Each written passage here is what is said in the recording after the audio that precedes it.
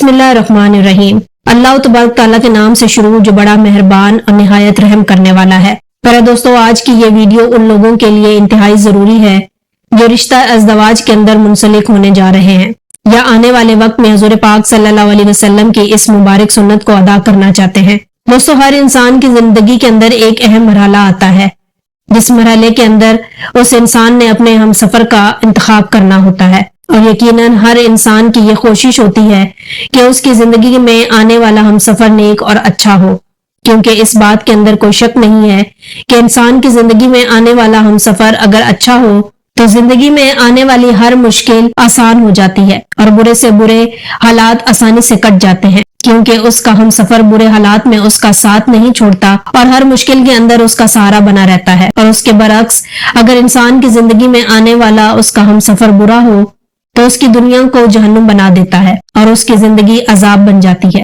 दोस्तों, आज की इस वीडियो में हम आपको बताएंगे कि शादी से पहले इंसान को ऐसी कौन सी निशानी है जो देख लेनी चाहिए जिसकी वजह से एक अच्छी औरत की पहचान होती है, और वो कौन कौन सी औरतें हैं जिनके साथ अगर शादी की जाए तो इंसान की जिंदगी बर्बाद हो जाती है, और वो कौन कौन सी औरतें हैं जिससे शादी करने का हुजूर पाक सल्लल्लाहु अलैहि वसल्लम ने हुक्म इरशाद फरमाया। प्यारे दोस्तों, इस बात के अंदर कोई शक नहीं है कि अगर जिंदगी में आने वाली औरत नेक और सौलेह हो तो इंसान की जिंदगी को जन्नत बना देती है, और उसके बरक्स अगर वही औरत बुरी हो तो इंसान की जिंदगी को जहन्नुम बना देती है।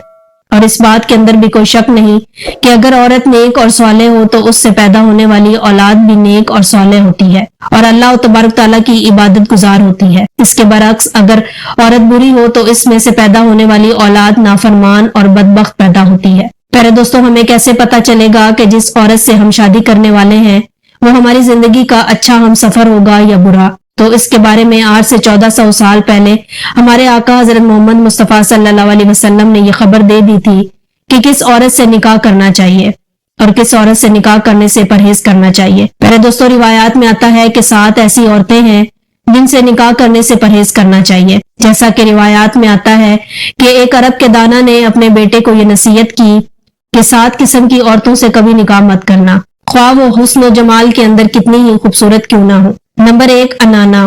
प्यारे दोस्तों, अनाना वो औरत होती है जो हर वक्त अपने सर पर पट्टी बांधे रखे और हर वक्त अपने शौहर से शिकवे शिकायत किए रखे। और नंबर 2, वो औरत जो हर वक्त अपने शौहर पर एहसान जतलाती रहती है कि मैंने तेरे साथ ये एहसान किया था और मैंने तेरे साथ ये भलाई की थी, लेकिन तुझसे मुझे कुछ हासिल ना हुआ। और नंबर 3, कनाना।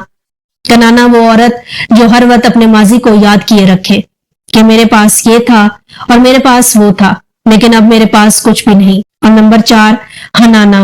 वो औरत जो हर वक्त अपने साबका खामन को याद रखे और कहे कि वो बहुत अच्छा था मगर तुम वैसे नहीं हो। और नंबर 5, हदाका। हदाका वो औरत है जो हर वक्त अपने शौहर से फरमाइशें किए रखे, जो भी चीज देखे उसकी तलबगार हो जाए। और नंबर 6, बुराका। वो औरत जो हर वक्त अपनी चमक दमक में लगी रहे और शौहर की परवाह ना करे।